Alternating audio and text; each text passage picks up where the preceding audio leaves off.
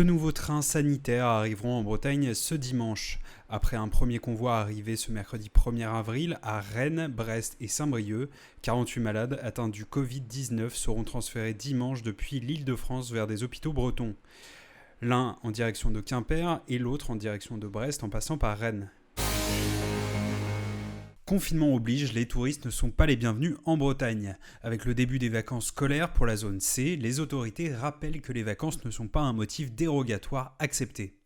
Ce week-end, les contrôles vont être renforcés, notamment en Ille-et-Vilaine, l'une des principales portes d'entrée de la région. Pour rappel, le non-respect des mesures de confinement est puni d'une amende de 135 € minimum par personne.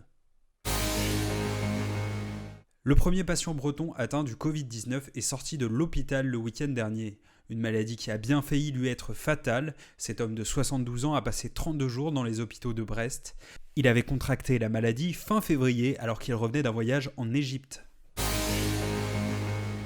Attention aux fausses informations en cette période de crise sanitaire. Un faux SMS circule de téléphone en téléphone annonçant la levée partielle des mesures de confinement dans le Finistère. Selon ce message, les sorties seront autorisées un jour sur deux en fonction de son mois de naissance. C'est bien évidemment faux. La préfecture demande de ne pas relayer ce message et rappelle que les informations officielles sont accessibles sur son site finistère.gouv.fr.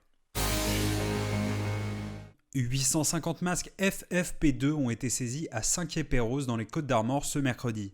C'est le dirigeant de la société West Balnéo en contact avec des fournisseurs asiatiques qui les a importés et les revendait à prix coûtant aux professionnels du secteur. Il l'assure, son idée n'était pas de faire du profit. Il avait d'ailleurs averti le maire de la commune de sa démarche, mais d'approvisionner le Trégor d'un produit dont on a besoin. Le parquet a ouvert une enquête pour vérifier la légalité du circuit d'approvisionnement et l'homologation des masques.